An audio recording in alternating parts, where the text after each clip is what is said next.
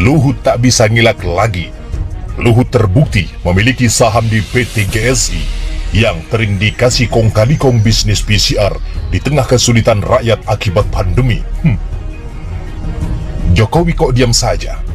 Harus bereskan semua pejabat yang terlibat dalam bisnis yang memainkan dan membingungkan rakyat ini.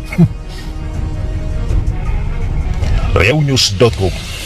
Ketua Yayasan Lembaga Bantuan Hukum Indonesia YLBHI Asfinawati mengatakan penjelasan dari Jody Mahardi yang tak lain merupakan juru bicara Menko Marves Luhut Binsar Panjaitan soal kepemilikan saham Luhut di PT GSI menunjukkan memang ada peran Luhut Binsar Panjaitan dalam bisnis PCR. Luhut menerima manfaat yang lebih kecil. Poinnya adalah terindikasi tidak jujur meski sahamnya di PT GSI hanya 10%, ujar Asfinawati saat dihubungi pada Senin lalu. Menurutnya, sejumlah pejabat pemilik manfaat itu meski memiliki persentase saham yang kecil, tak menutup kemungkinan hal tersebut bisa berpengaruh pada bisnis PCR di Indonesia selama ini. Menurutnya, keterlibatan Luhut bisa dibuktikan dengan kepemilikan saham 10% tersebut. Dengan bukti itulah, baik Luhut dan menteri lainnya yang terlibat bisa disangkakan melanggar Undang-Undang Nomor 28 Tahun 1999 tentang penyelenggaraan negara yang bersih dan bebas dari korupsi, kolusi dan nepotisme atau KKN. Baik Perpres Beneficial Ownership dan Undang-Undang tentang pemerintahan yang bersih dari KKN semangatnya membuktikan dan larangan. Jadi, nepotisme itu tidak harus membuktikan ada korupsi, ucap Asfinawati. Perpres Beneficial Ownership yang dimaksud Asfinawati itu adalah Peraturan Presiden Nomor 13 Tahun 2018 tentang penerapan prinsip mengenali manfaat dari korporasi dalam rangka pencegahan dan pemberantasan tindak pidana pencucian uang dan tindak pidana pendanaan terorisme. Namun dalam perpres itu, pemilik manfaat diatur memiliki saham lebih dari 25%, hak suara lebih 25%, menerima keuntungan lebih dari 25% dari laba per tahun, serta memiliki kewenangan untuk mengangkat, menggantikan atau memberhentikan anggota direksi dan anggota Dewan Komisaris. Meskipun persentase saham terbilang kecil, Asfinawati menilai ada jalan untuk mencari dugaan pelanggaran perpres tersebut. Bisa banget disangkakan melanggar Perpres Beneficial Ownership, kata Asfinawati. Perpres itu menjelaskan bahwa pemilik manfaat sebagai orang perseorangan yang dapat menunjuk atau memberhentikan direksi, dewan komisaris, pengurus, pembina, atau pengawas pada korporasi memiliki kemampuan atau pengendalian korporasi, berhak dan atau menerima manfaat dari korporasi baik langsung maupun tidak langsung.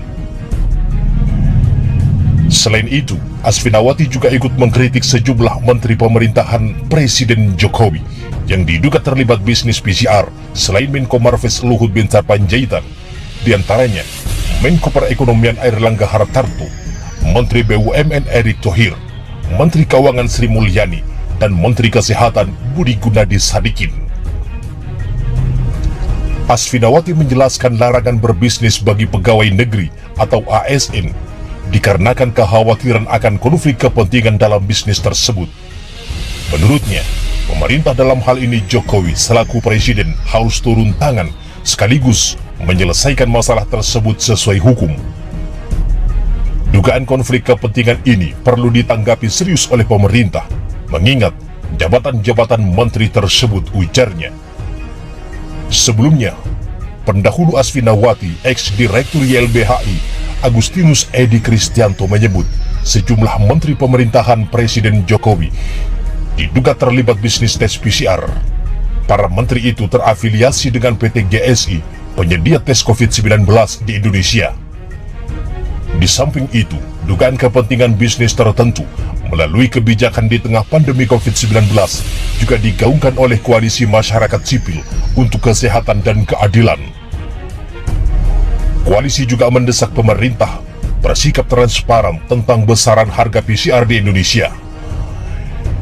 Diberitakan sebelumnya, PT Genomik Solidaritas Indonesia atau yang disingkat dengan GSI yang menjadi perusahaan penyedia tes COVID di Republik Indonesia itu disebut didirikan oleh Luhut Binsar Panjaitan dan 8 pemegang saham lainnya.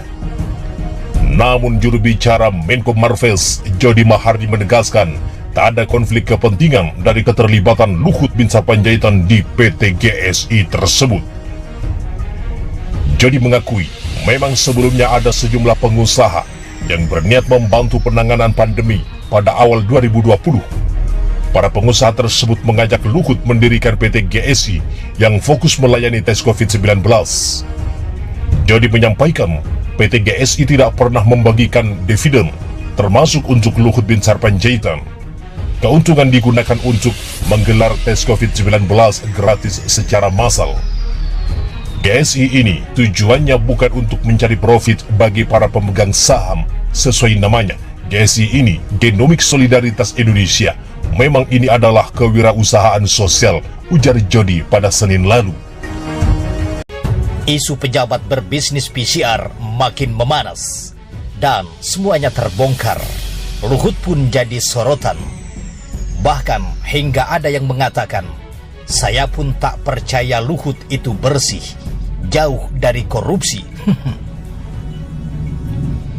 Pojok1.id Jakarta. Ketua Majelis Jaringan Aktivis Pro Demokrasi Prodem Iwan Sumul menyebut tak percaya Luhut Binsar Panjaitan merupakan orang yang bersih dan tidak korupsi.